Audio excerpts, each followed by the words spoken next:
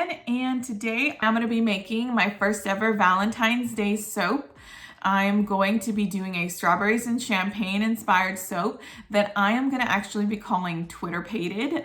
My sister-in-law Heather came up with that name, and I really like it because, you know, this bar of soap just really reminds me of your first Valentine's Day having your first Valentine's Day that you had a boyfriend in high school. I was talking to my husband about this, and he says Valentine's Day wasn't a big deal in his high school, but in my high school, like, it was a big deal to have a boyfriend on Valentine's Day, and all the boys would buy the girls gifts, and girls would be walking around the school with their giant, you know, stuffed teddy bears and, you know, their bouquets of roses and chocolates and everything like that.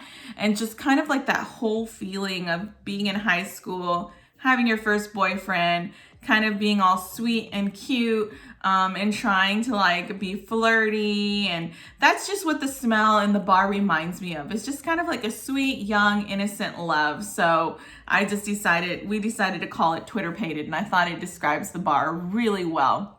And the recipe I'm going to be using for this is no surprise. It comes from Jan Berry's natural soap making book. The recipe I'm using is her palm-free recipe number 2. So this recipe contains olive oil, coconut oil, cocoa butter, and sweet almond oil, as well as castor oil. So the cocoa butter, almond oil, and castor oil are 3 brand new oils that I've never used before. I got them for the first time earlier, or at the end of last year, in my first ever soap supply order. And I'm super excited to just try a bar that's a little bit more balanced. So far, I've been enjoying my 1 oil soap bars, and I think they'll do the trick, especially if you're trying to pinch your pennies and maybe save and not do something super extravagant. And so far, I've been enjoying them. So for example, I think my 100% coconut oil bar is my favorite, but I do wish it was more moisturizing. I do like the moisture that my lard bar provides, but I wish it had more bubbles. So that kind of is just leading me to a natural progression of trying to create a bar that it's a little bit more balanced. And so this bar is supposed to be moisturizing and cleansing, but also have a nice lather and nice bubbles to it. Some other things to know is that this fragrance oil, the strawberries and champagne that I'm using from Wholesale Supplies Plus, the review said that people didn't experience any issues. There was no accelerations, no ricing, and so everybody says it behaves perfectly in cold processed soap. So with that in mind, I decided I was going to attempt to drop swirl. I've never done one before, so it's a new technique for me. But anyways, so I hope you enjoy the video. Why don't we go ahead and get started?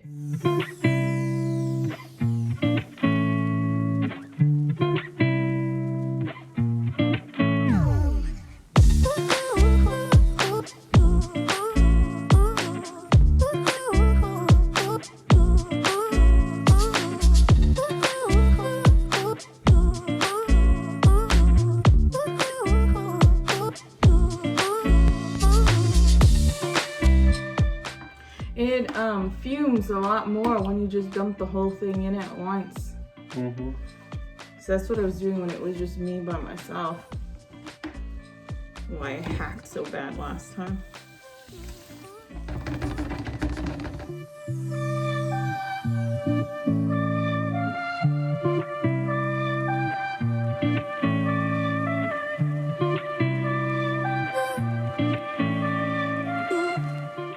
So you're supposed to measure your liquid oils and your hard oils separately. And we'll start with the olive oil.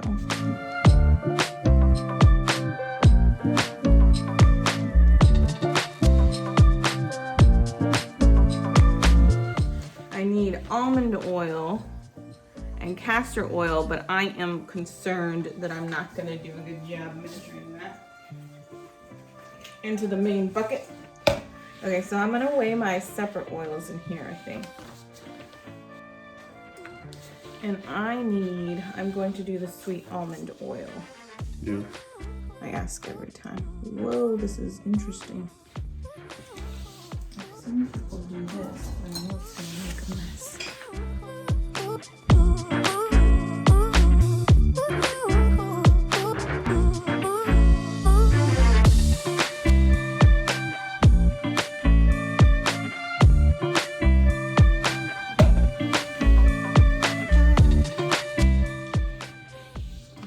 Castor oil, how much?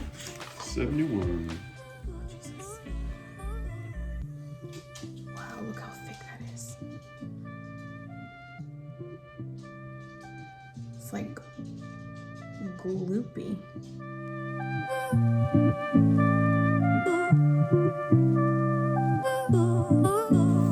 Isn't castor oil what they used to make kids drink when they were sick back in the day? I think so. Cod liver oil. Gross. Along with arsenic and laudanum and Yeah, good stuff. all that craziness. Wow, look at that oil. It is like thick. It's almost like a gel, you know? Mm-hmm. That's cool. I guess I've never really paid attention to the viscosity of different oils. You like that word? There you go, landing on the big words. Viscosity. I wonder why some are thicker than others like that. Man, 1 pound does not seem like a lot.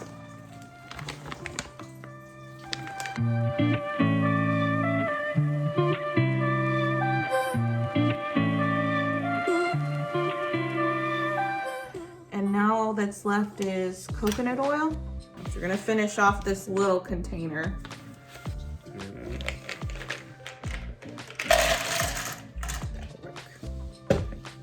Oh, it's real hard because it's cold in here.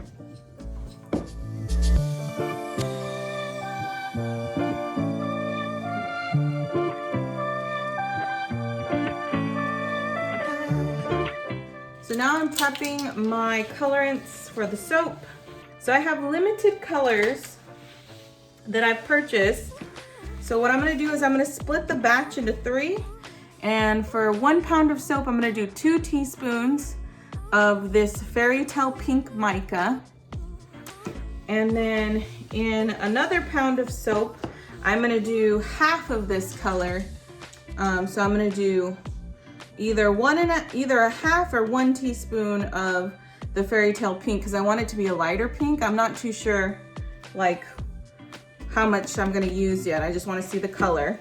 And then in the last pound of soap, I'm gonna use 2 teaspoons of this French white mica. Now I've used this before and I discovered it doesn't actually turn your soap batter white. It just adds like a silver sparkle to it. So we're just gonna see what it does. My lighting is pretty bad in here. It's all right. I can't open this. Why can't I open this? Whew. Jeez, this is so dramatic. You're just blading the oils on your hand. Yeah. This is why I have so many paper towels. Ooh. Oh, it's so dark in here. There it goes. Kind of see it like that. So we're gonna do 2 teaspoons of this into 2 tablespoons of oil. I always watch like the other soapers, and they like just do huge scoopfuls of the mica, and I'm always like, oh my God, weigh that or measure it. It drives me kind of crazy. And now that I know how expensive this little container was, I'm over here like, my precious, I don't want to waste it. You know? As I'm spilling it everywhere. And then what did I say? Half a teaspoon to 1 teaspoon? Oh, man, I'm wasting it.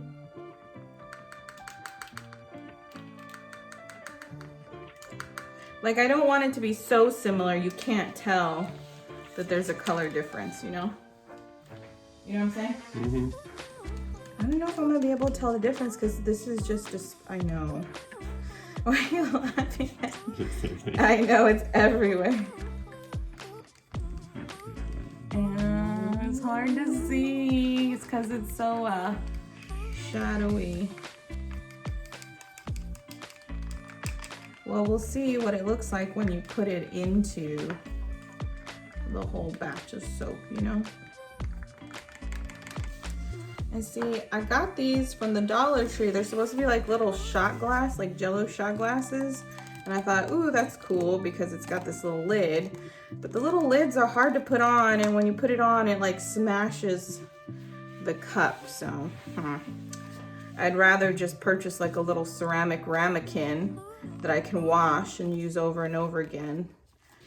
My light temp is at 109 degrees and my oils are at 110, and I was shooting for soaping somewhere between 105 and 110 degrees. So that is perfect. Start pouring down my stick blender.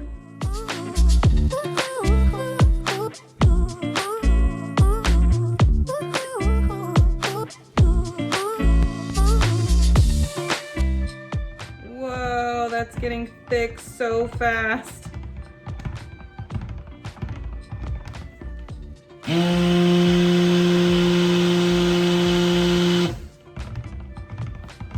It's so crazy to see the soap, like, the oils do its thing, you know?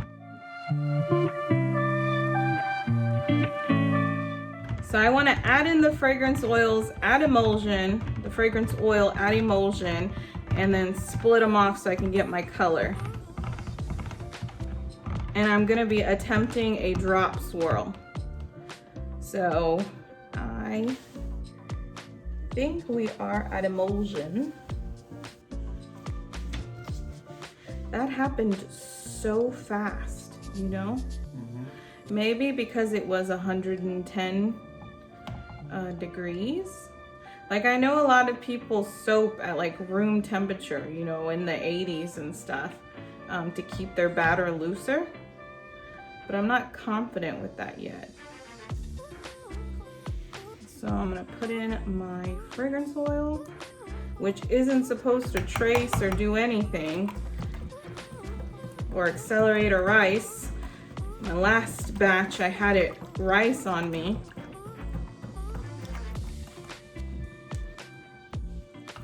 Ooh, you see what I just did? I just splattered that everywhere. That's why you wear long sleeves and pants and all of that. I'm gonna split this into 3. Hopefully this works this time.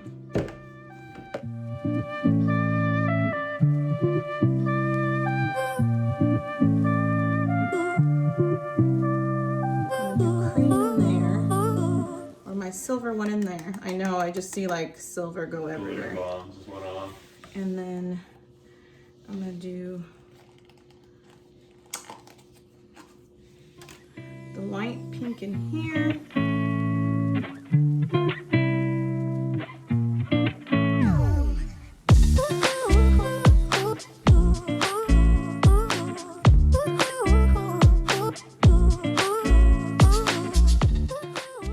This one has the most color.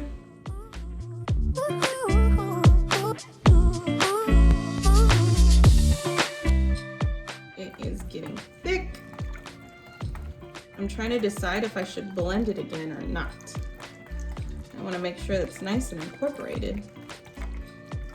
I might give it like one more blitz. I always say that. I'm like, should I mix it again? And then I always regret mixing it again. You know?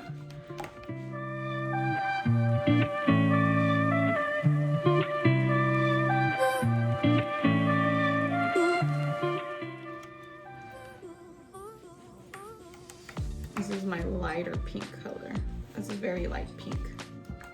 You know, I think that's mixed in pretty well. It looks pretty sparkly. And I'm at a pretty, I have trace, you know? Mm-hmm. But what if it's a false trace? People keep talking about false traces and I'm always like, we're gonna go for it. So I got just a sparkly tan. I've got a dark pink. And I've got like a mauve, kind of a blush pink. So we're gonna go with that. And here is my mold. And I'm gonna go in with the white first. Let's see if I can turn it so it can be seen.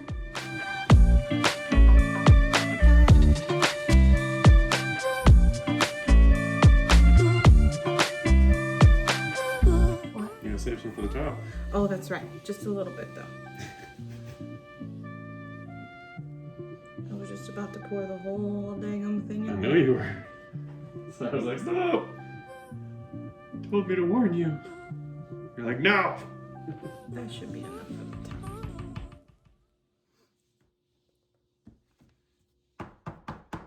Gotta get the air bubbles out.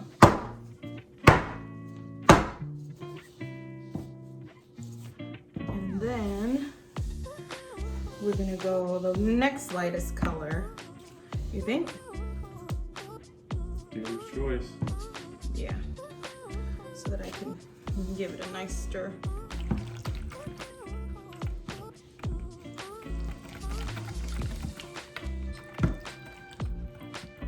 Oh my god, I'm putting so many air bubbles into it. I like how this color came out. It's pretty. And so I have to start high and then go low. Jesus. Jesus, take the wheel.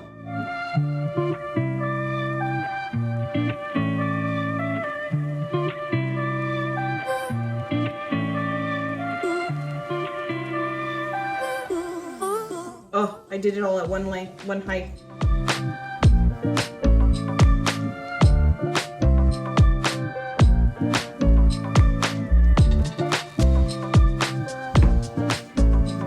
Dark color. Wow, that is getting thick. It's such a pretty color. Look at that color, Brian. It would make a nice lipstick. This is a pretty lipstick color.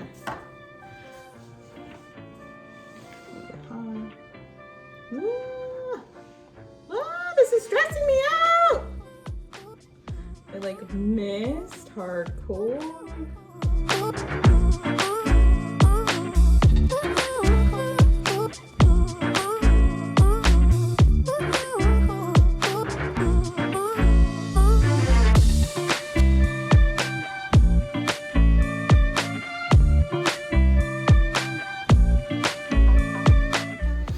And then the last of the pink. I know, did you see what I did? Oh geez, I just straight up. At least you're even. You got it on both sides now. No, I just kept going like it was all long and everything.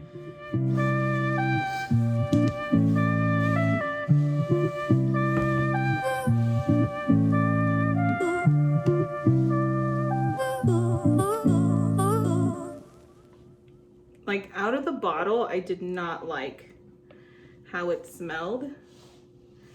And you know, actually it doesn't smell too bad.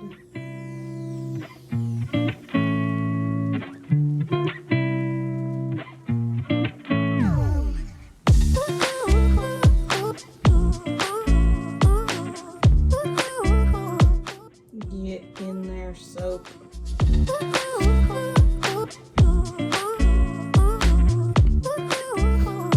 But you know, this straight up gives me like little tween vibes. Like a young girl fragrance, you know? And the last of this. This is a pretty color. So I ended up going with half a teaspoon into my soap batter, and I actually put the most soap. This was like the second most soap. I didn't weigh it.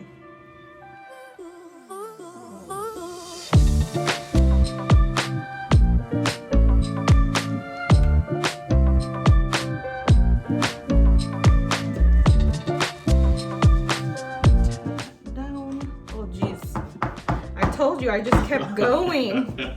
I was just like, whoosh. Oh man.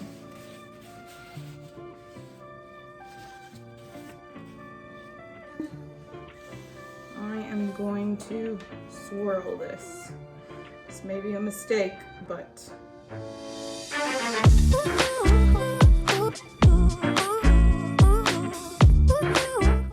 and I've put my skewer all the way down.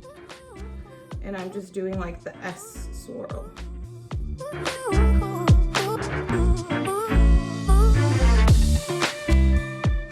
then I'm gonna cover the rest of it with this white.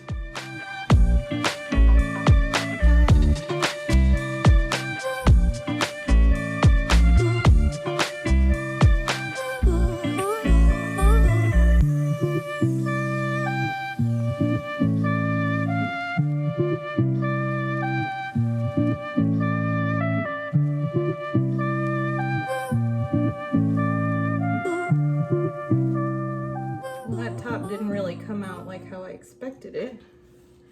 And actually I resized this recipe to fit the mold, and the first time I did not do it correctly and I made way too much, and this time it was just right.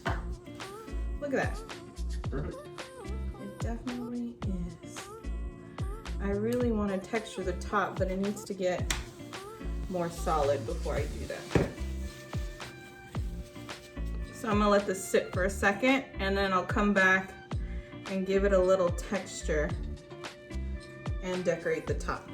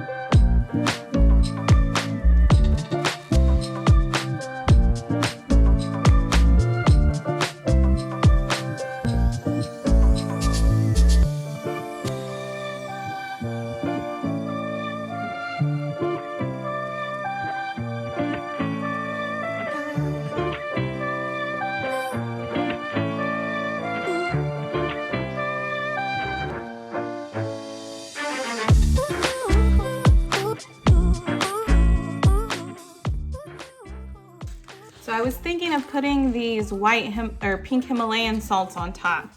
So I think it looks really pretty the way it is. It's really pretty. And put the gold mica and then the white pearls. Yeah, let's skip the salt. Yeah, I think so too. Look at that! No, it's so pretty. Here, will you put this into my little mica ball for me? So I'm gonna put a small mica dusting of the shimmering dark gold mica on top.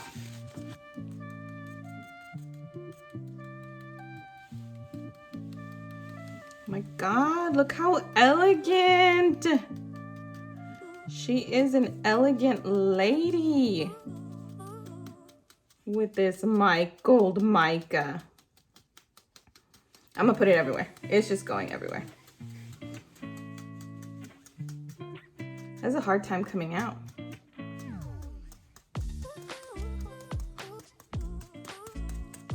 Maybe I was too close, huh? Oh! This thing is a little complicated to use. I do not have the hand strength, just a little bit more. Okay. Maybe I was too close. Yeah, that was the issue.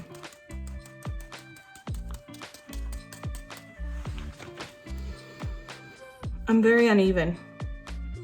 I think it looks fine, just like it's accentuating these swirls. Now the question is, do I want to put the white pearls on top? Yes. As I open it. So I just got these white sugar pearls to put on a Christmas soap, but they all fell off. So I think I just wanted a couple down the center less is more.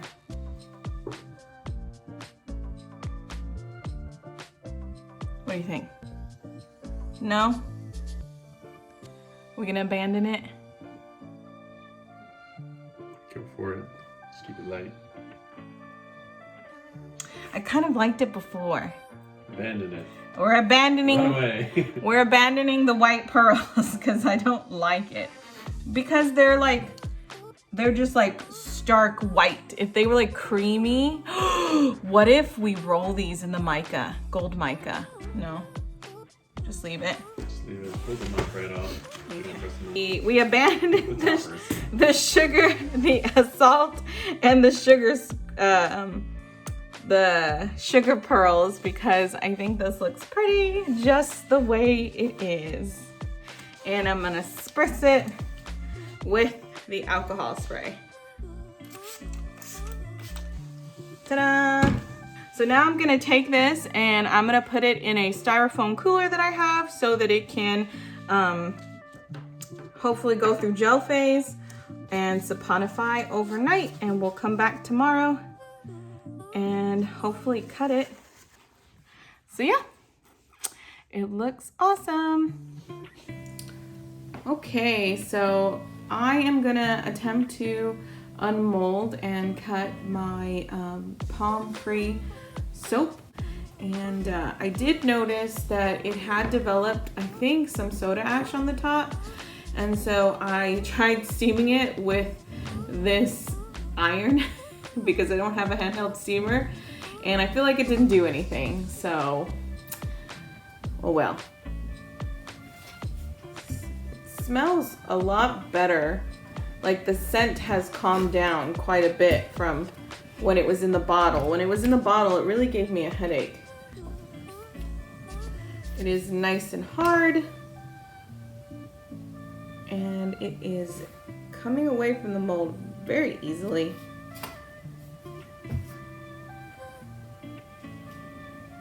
And let's see if we can, this is my first time ever taking a loaf mold out of a silicone mold. Let's see, how do I do this? How do I do this?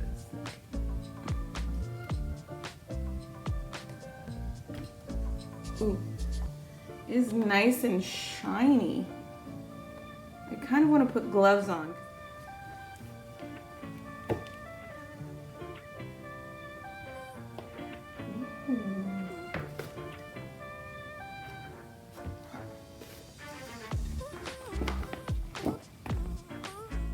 Wash that.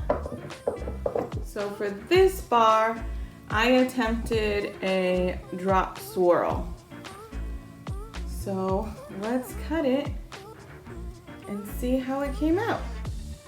And I'm gonna try to cut it with this one. Hopefully it's soft enough that it doesn't get messed up.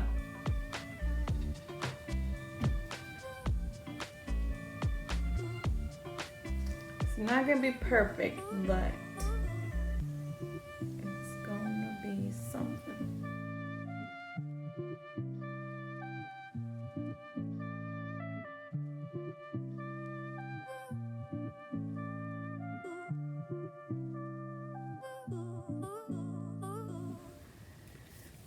It's gonna give me 10 1-inch bars, 1-inch wide bars. So I'm gonna stand up and do this and see if I can cut them straight.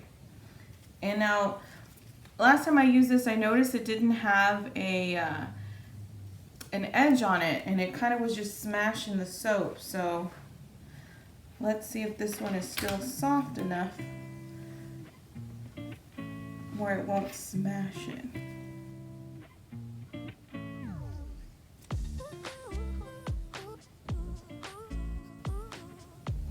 Okay.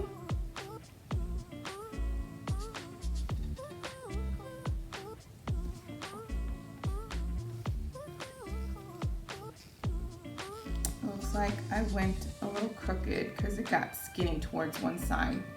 Darn it. And this is what it looks like on the inside. It is still kind of soft.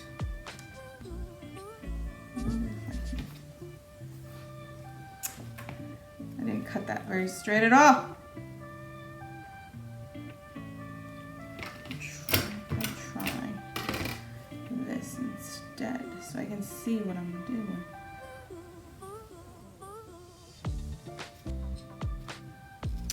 I didn't cut that straight either. Darn it.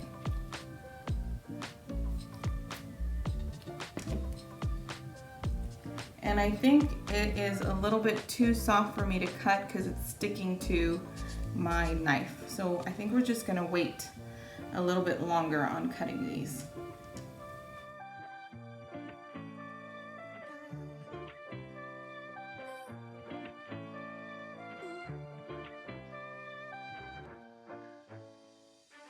Hey, it's Cassie, and if you made it to the end of the video and are still watching, thank you so much. I really appreciate it.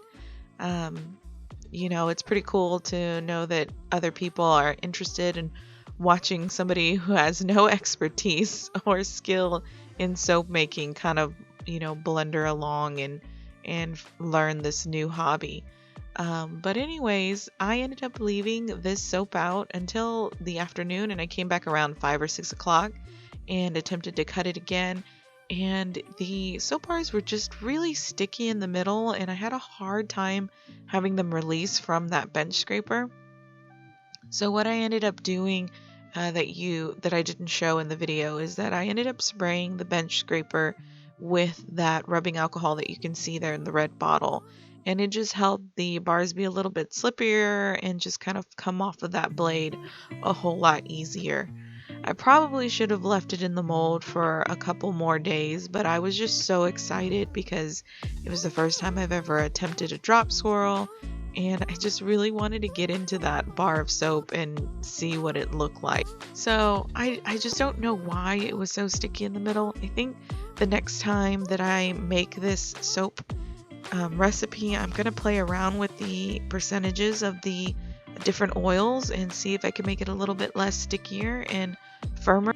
The oils that I've used in this bar are, you know, olive oil, coconut oil, cocoa butter, castor oil, which I think makes it a little bit stickier and softer, and I used sunflower oil as well. So if you know you have any ideas or thoughts on why it was so sticky in the middle, you know, feel free to let me know in the comments. I'd love to, you know, get some feedback. But overall, I was really pleased with, you know, this experience and how the drop swirl came out, especially on the bars where you can see, you know, the little drops of color towards the end. And for not having many different colors, I just love how 2 colors of pink came out in that bar of soap. I think next time, of course, I'll vary my levels of pouring the colors a little bit better to more defined swirls and drops of color in the bar, but super pleased with it. And I know I did mention that the French white mica doesn't turn the batter white. Well, actually, in this bar of soap, it really did. It helped kind of give the rest of the batter a really nice pearly French white. So I think I would recommend getting that mica color. I just love how these bars of soap came out. They smell amazing. They look amazing. And yeah, thanks for watching.